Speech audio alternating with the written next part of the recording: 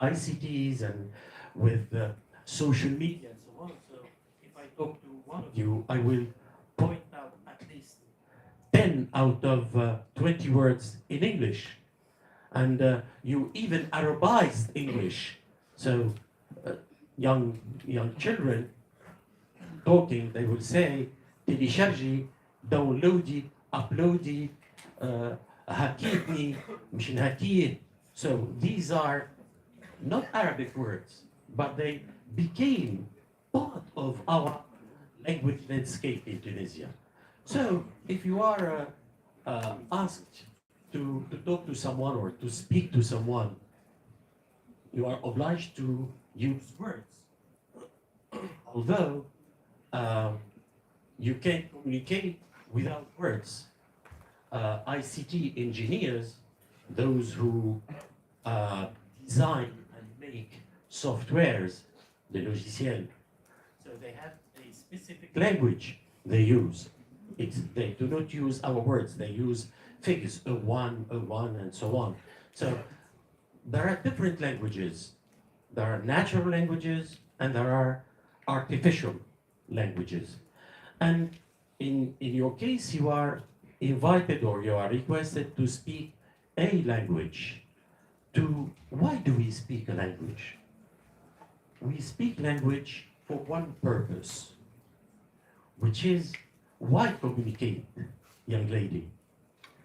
Because we have a need, an urgent need to be integrated within a group. You communicate, use words, so that the group will accept you. So if you cannot speak the language of that group, you expel yourself from the group. And you will not be accepted. So this is why we need to learn a language. A baby is taught by his mother, by his father, by the immediate family, words. Why? So that that baby can express their needs, their feelings. And we usually call the language a baby learns or acquires what do we call it? Mother tongue, good. We call it mother tongue. But it's not only mothers who teach babies their language, even fathers. So you can call it father tongue too. No, I'm joking. So we call it a mother tongue. And this is why there is such a need to learn a language, to communicate, to talk to people. In some families, and I'm sure that many of you are in this situation, in some families, a baby or an infant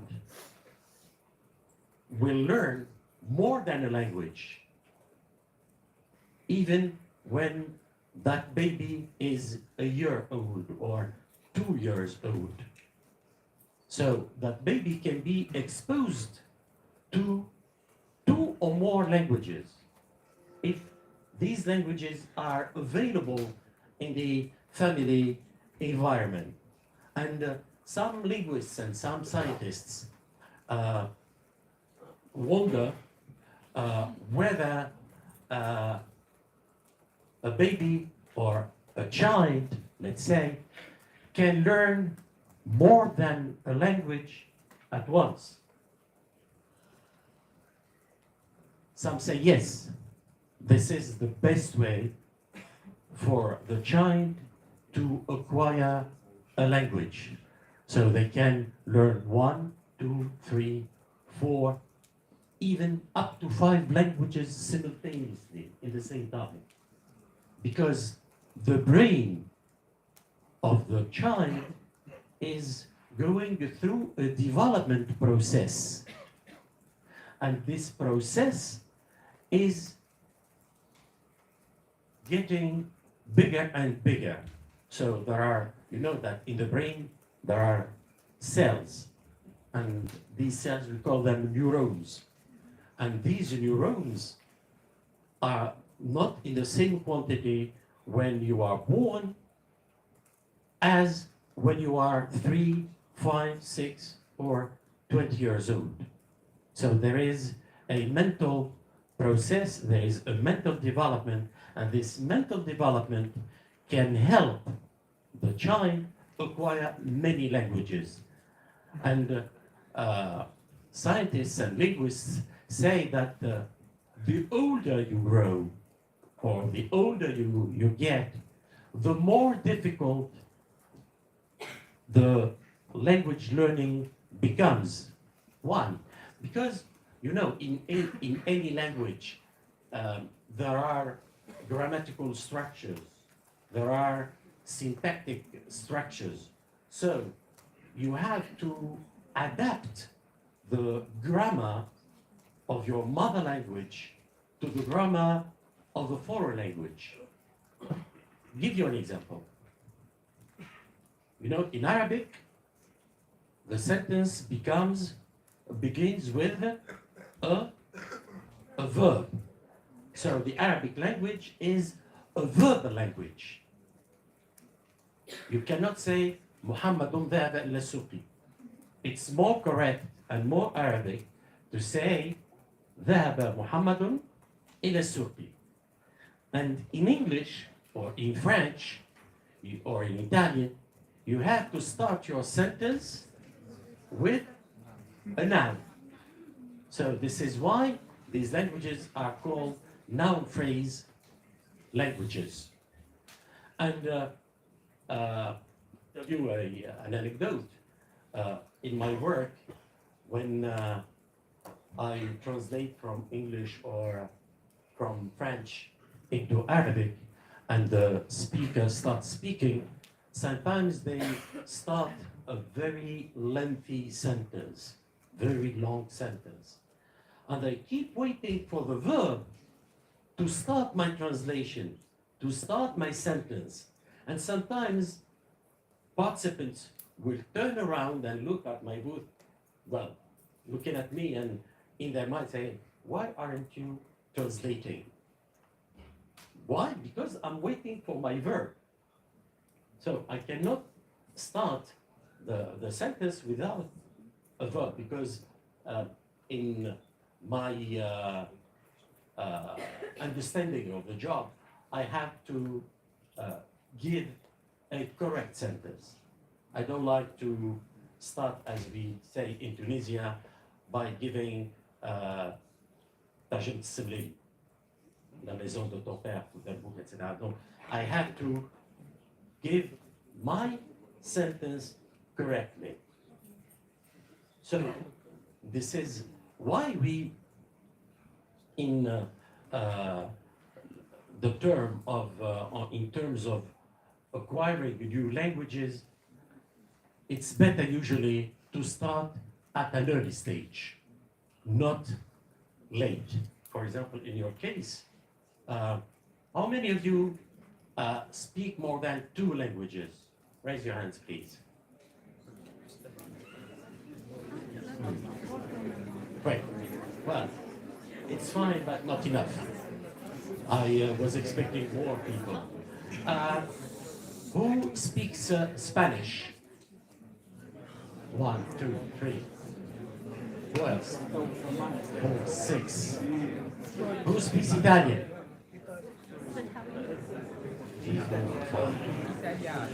5, 6, 7.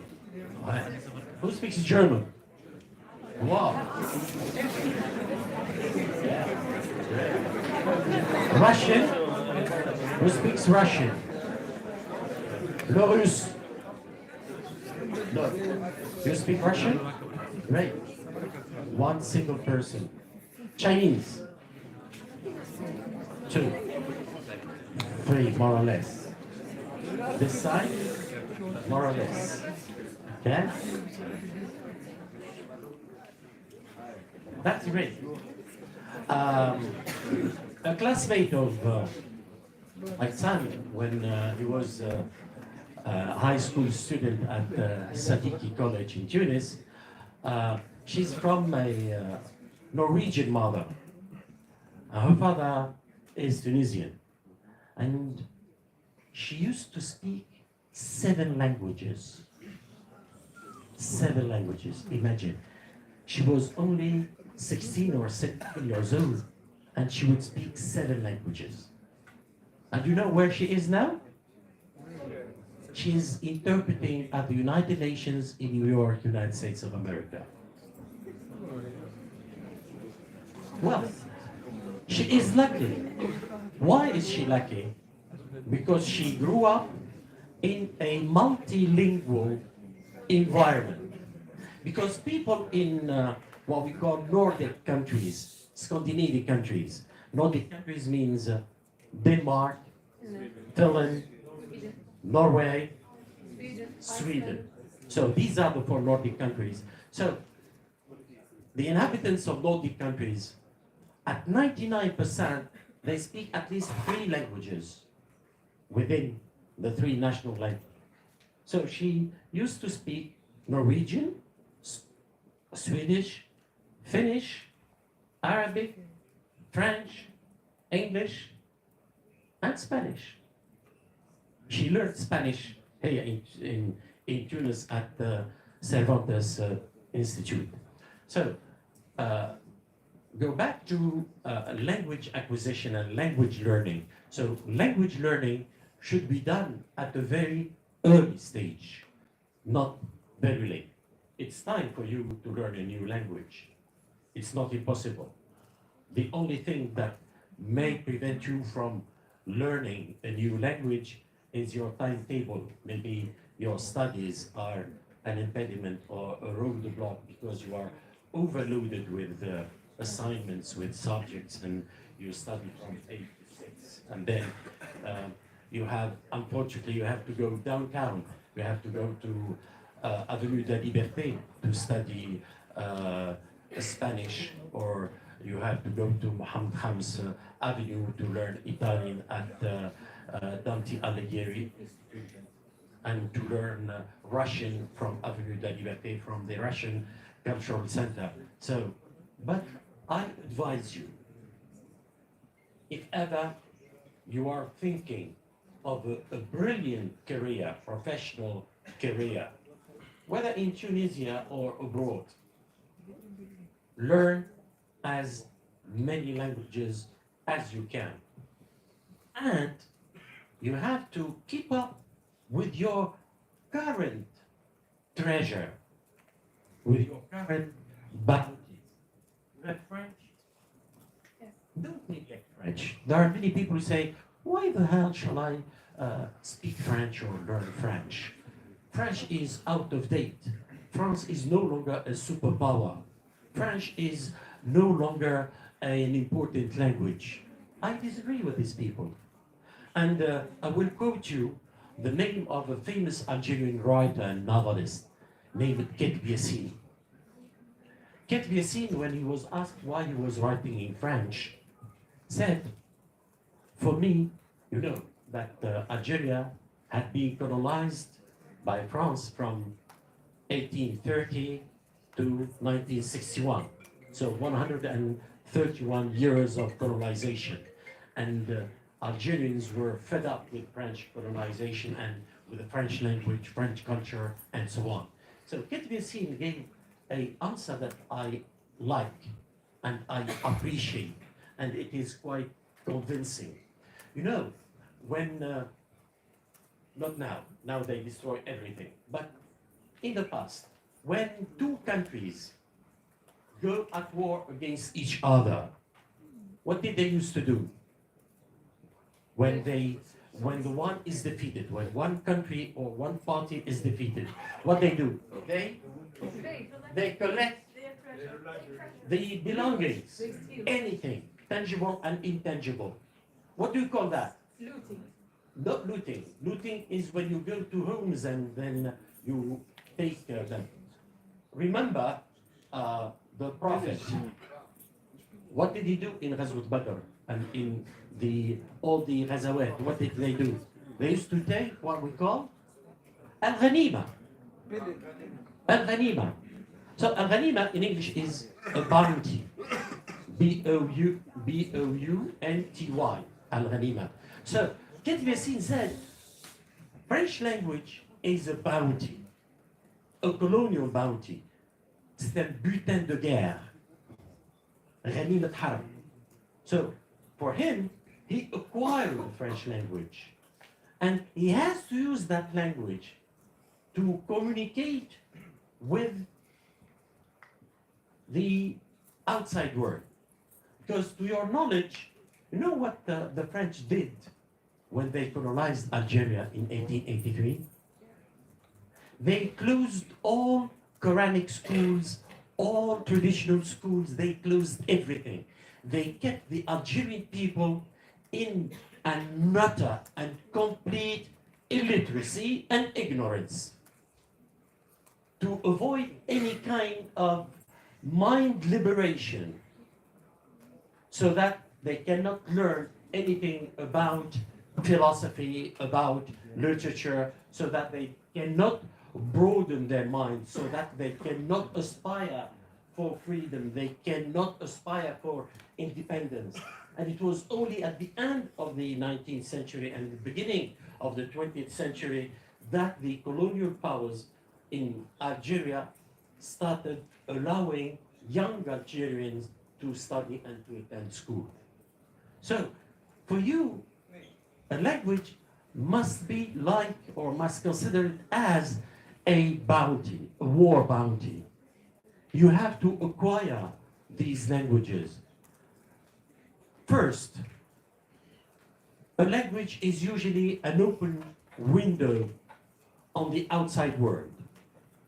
It's through a language that you can learn what is going on or what is happening in a country, in the US, in UK, in India, in China, in South Africa, in Zimbabwe, in Madagascar, in any country. It's usually through language. You can watch pictures on TV or on your mobile or on your tablet, but it's not enough. You need to understand the content. So how can you understand the content? It's through a language. So a language is an open window on the outside world, and it is a window on universal knowledge. Unfortunately, I don't know whether you are aware of some statistics. What is the share? The share means the part. What is the share of Arabic in internet content? It's almost 1%. Almost. Presque. How many books are published in the Arab world, in the 22 countries, Arab countries, every year? 10? 1,200. 1,200. How many books are published by Israel? Come on. More than 15,000. And they translate from all languages. All languages. Do you know that in Israel, every morning, Benjamin Netanyahu, the Zionist, every morning at 6 a.m., he reads the press review of all Arab newspapers, y compris As-Sabah, Al-Maghrib, Al-Shuruq, Al-Batal, and I don't know. Every day, they receive a summary. Who does that? He has people who speak Arabic and who know the details of the Arabic language. They know the details and the creaks, les petites failles, the creaks of the Tunisian dialect. They know that. So, and the Prophet said, من حفظ لغة قوم أمن شرهم. So, if you need to develop your abilities, your capabilities, to offer yourself a comfortable place somewhere in the society, you need to learn languages. You need to learn the culture of the other, and the other with capital O, al-akhar. You need to learn what they think, what they write, what they eat. You need to watch their products, audiovisual products. You need to watch their films, their series, and so on, out of personal interest, so that you can convey your learning to other people. Otherwise, it's useless. If you learn something and you keep it for yourself, that's useless. You cannot be useful to your community. Your community can be your immediate environment, your family, can be your neighborhood, can be your classmates, your friends, your comrades in the classroom, can be your neighborhood, your village, your city, your country, your nation, and so on and so forth. I don't know whether I still have some time. Well, it's 1:45. When shall we finish? 5 minutes. So I think I have to stop here, and if ever you have any questions, they will be most welcome. Thank you.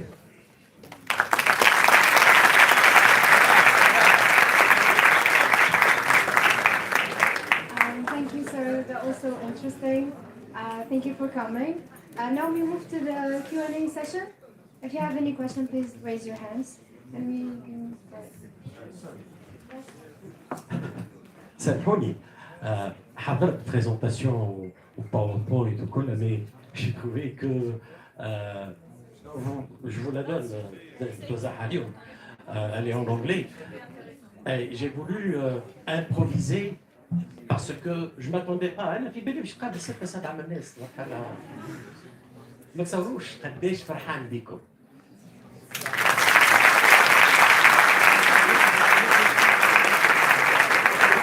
Voilà, je suis très ému. J'ai les larmes aux yeux en voyant cette jeunesse.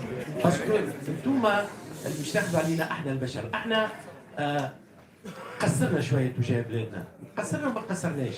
Par exemple, là, j'ai refusé de quitter mon pays. Et j'ai eu pas mal d'offres. باش نخرج نخدم من برا وكلها. قلت نرجع حاجه لبلادي. حاب نرجع حاجه لبلادي.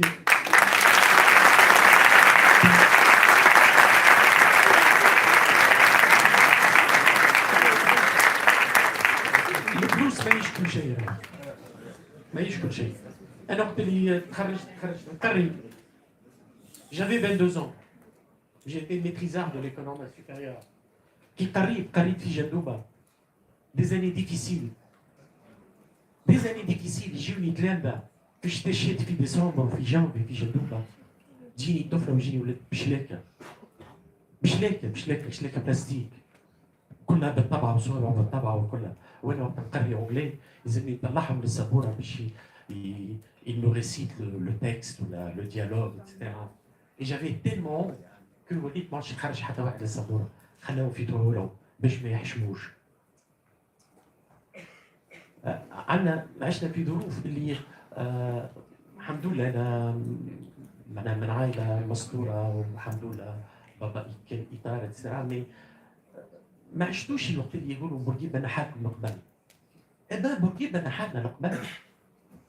انا كنا نقراو كانوا مره في الشهر يجينا الميدسان سكولير ويجينا الفرمليه ويجيو معاهم حاجان ويدخلوا يبداو يشدوا التلامذه يعدي في راسه وبعد يخرجوا الاخر بالماكينه بعد تتحمل ستال اون اينوكس كله قطران ويعدي له بالباليت قطران على راسه ويلبسوه عراقيه بيضاء ويخرج. كنا كي ندخلوا نوريو يدينا باش يشوفوا عندنا جرب ولا ما عندناش جرب. بالحق ما تعرفوش كيفاش كانت تونس. راكم مشوا في جنه غادي من جنه.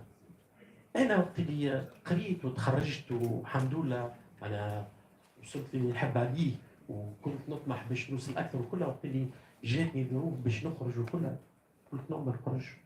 لكن الناس كلها تخرج شكون باش يخليوها البلاد هذه؟ شكون باش يخليوها؟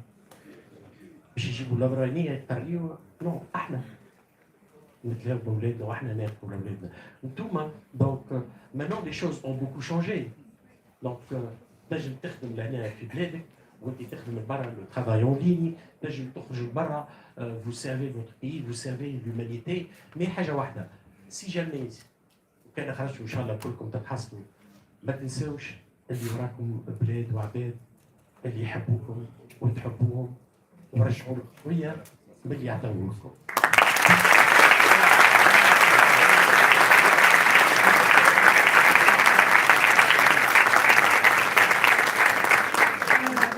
Je vais me permettre de dire quelques mots pour honorer les larmes de si Mondher Klai, qui est très cher pour moi. Juste, je vous dis une petite anecdote. Quand j'étais toute petite, je regardais la télé. Il n'y avait que la télé tunisienne. Et je voyais si Mondher interviewer des personnes publiques, voilà, surtout période de Carthage, il interviewait des personnes en anglais. Et pour moi, j'ai la chair de poule en partageant ça.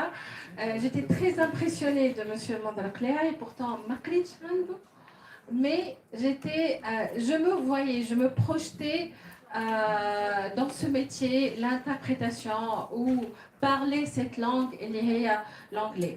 Donc, quand je l'ai invité, j'avais cette émotion-là. Et aujourd'hui, cette émotion, elle était transmise vers vous et je suis très fière qu'on a des personnes de référence comme Mondher Klai. Et j'espère que vous quand l'opportunité vous viendra, vous impacter et vous influencer d'autres générations. Donc, merci beaucoup, Simon.